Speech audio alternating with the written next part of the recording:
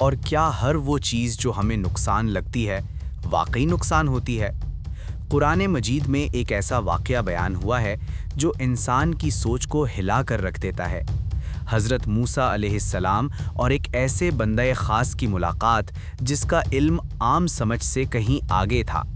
حضرت خضر علیہ السلام کا واقعہ قرآن مجید کے ان عظیم اور گہرے واقعات میں سے ہے جو انسان کو علم، صبر، حکمت اور اللہ تعالیٰ کی پوشیدہ تدبیر پر مکمل یقین کا درس دیتا ہے۔ یہ واقعہ سورہ الکہف میں تفصیل کے ساتھ بیان ہوا ہے اور اس میں ایسے حقائق پوشیدہ ہیں جو ہر دور کے انسان کے لیے رہنمائی کا ذریعہ ہیں۔ حضرت موسیٰ علیہ السلام بنی اسرائیل کے جلیل القدر نبی تھے۔ اللہ تعالیٰ نے انہیں شریعت، احکام اور واضح ہدایات عطا فرمائی تھیں۔ ایک مرتبہ بنی اسرائیل نے حضرت موسیٰ علیہ السلام سے سوال کیا کہ زمین پر سب سے زیادہ علم رکھنے والا کون ہے؟ حضرت موسیٰ علیہ السلام نے اپنے علم ظاہر اور نبوت کے اعتبار سے فرمایا کہ میں سب سے زیادہ علم رکھتا ہوں۔ اللہ تعالیٰ کو اپنے نبی کی یہ بات ناپسند نہیں آئی، مگر اللہ تعالیٰ یہ ظاہر فرمانا چاہتا تھا کہ علم صرف ایک ہی درجے کا نہیں ہوتا۔ چنانچہ اللہ تعالیٰ نے وحی کے ذریعے حضرت موسیٰ علیہ السلام کو بتایا کہ میرے بندوں میں ایک ایسا بندہ بھی ہے جسے میں نے ایسا علم عطا کیا ہے جو تمہارے پاس نہیں۔ وہ بندہ 2 دریاؤں کے سنگم پر رہتا ہے اور اس کا نام خضر ہے۔ حضرت موسیٰ علیہ السلام نے فوراً ارادہ کیا کہ وہ اس بندہ صالح سے ملیں گے اور اس علم کو سیکھیں گے جو اللہ تعالیٰ نے انہیں عطا فرمایا ہے۔ انہوں نے اپنے شاگرد حضرت یوشع بن نون کو ساتھ لیا اور ایک مچھلی زاد راہ کے طور پر رکھ لی۔ اللہ تعالیٰ نے نشانی یہ مقرر فرمائی کہ جہاں وہ مچھلی زندہ ہو کر پانی میں چلی جائے وہیں حضرت خضر علیہ السلام کا مقام ہوگا۔ حضرت موسیٰ علیہ السلام اور حضرت یوشع سفر پر روانہ ہوئے۔ طویل سفر کے دوران وہ ایک چٹان کے پاس آرام کے لیے رکے۔ وہاں اللہ کے حکم سے وہ مچھلی زندہ ہو کر پانی میں چلی گئی، مگر حضرت یوشع یہ بات بتانا بھول گئے۔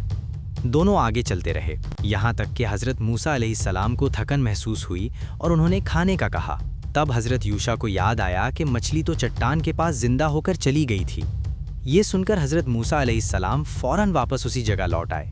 وہاں انہوں نے ایک بندے کو پایا جنہیں اللہ تعالیٰ نے اپنی خاص رحمت عطا کی تھی اور خاص علم سے نوازا تھا۔ یہی حضرت خضر علیہ السلام تھے۔ حضرت موسیٰ علیہ السلام نے نہایت ادب کے ساتھ عرض کی کہ کیا میں آپ کے ساتھ رہ سکتا ہوں تاکہ آپ مجھے وہ علم سکھا دیں جو اللہ نے آپ کو عطا فرمایا ہے؟ حضرت خضر علیہ السلام نے فرمایا کہ تم میرے ساتھ صبر نہیں کر سکو گے کیونکہ تم ایسی باتیں دیکھو گے جن کی حقیقت تمہارے علم میں نہیں ہوگی۔ حضرت موسیٰ علیہ السلام نے وعدہ کیا کہ وہ صبر کریں گے اور کوئی سوال نہیں کریں جب تک حضرت خضر خود وضاحت نہ کریں۔ یوں دونوں کا سفر شروع ہوا۔ پہلا واقعہ یہ پیش آیا کہ وہ ایک کشتی میں سوار ہوئے۔ کشتی کے مالک غریب لوگ تھے جنہوں نے بلا معاوضہ انہیں سوار کر لیا۔ کشتی روانہ ہوئی تو حضرت خضر علیہ السلام نے اچانک کشتی میں سوراخ کر دیا۔ حضرت موسیٰ علیہ السلام یہ دیکھ کر صبر نہ کر سکے اور بول اٹھے کہ آپ نے ان غریب لوگوں کی کشتی کیوں توڑ دی؟ یہ تو بہت بڑا نقصان ہے۔ حضرت خضر علیہ السلام نے فرمایا کہ میں نے تم سے کہا تھا کہ تم صبر نہیں کر سکو گے۔ حضرت موسیٰ علیہ السلام نے معافی چاہی اور وعدہ کیا کہ آئندہ سوال نہیں کریں گے۔ وہ دونوں آگے بڑھے۔ راستے میں انہوں نے ایک لڑکے کو دیکھا۔ حضرت خضر علیہ السلام نے اچانک اس لڑکے کو قتل کر دیا۔ حضرت موسیٰ علیہ السلام یہ منظر دیکھ کر بے چین ہو گئے اور کہنے لگے کہ آپ نے ایک بے گناہ جان کیوں لے لی؟ یہ تو بہت بڑا ظلم ہے۔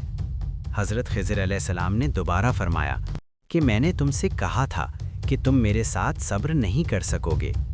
حضرت موسیٰ علیہ السلام نے پھر معافی چاہی اور کہا کہ اگر اب میں نے سوال کیا تو آپ مجھے اپنے ساتھ نہ رکھیں۔ پھر دونوں ایک بستی میں داخل ہوئے۔ وہاں کے لوگ نہایت کنجوس تھے۔ انہوں نے ان کی مہمان نوازی نہ کی۔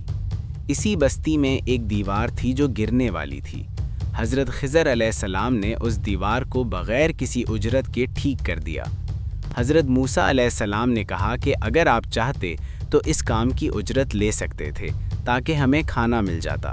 حضرت خضر علیہ السلام نے فرمایا کہ اب ہمارے درمیان جدائی کا وقت آ گیا ہے، مگر میں تمہیں ان باتوں کی حقیقت بتا دیتا ہوں جن پر تم صبر نہ کر سکے۔ حضرت خضر علیہ السلام نے وضاحت فرمائی کہ پہلی کشتی غریب لوگوں کی تھی اور آگے ایک ظالم بادشاہ تھا جو ہر صحیح سلامت کشتی چھین لیتا تھا۔ میں نے کشتی میں عیب ڈال دیا تاکہ وہ بادشاہ اسے نہ چھین سکے اور کشتی اس کے مالکوں کے پاس محفوظ رہے۔ دوسری بات یہ کہ وہ لڑکا بڑا ہو کر اپنے والدین کو کفر اور سرکشی میں مبتلا کر دیتا۔ اس کے والدین مومن تھے، اللہ تعالیٰ نے چاہا کہ ان کی جگہ انہیں بہتر اولاد عطا فرمائے۔ تیسری بات یہ کہ وہ دیوار 2 یتیم بچوں کی تھی۔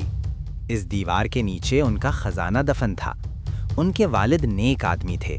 اللہ تعالیٰ چاہتا تھا کہ بچے بڑے ہو جائیں اور اپنا خزانہ خود نکالیں، اس لیے دیوار کو گرانے کے بجائے مضبوط کر دیا گیا۔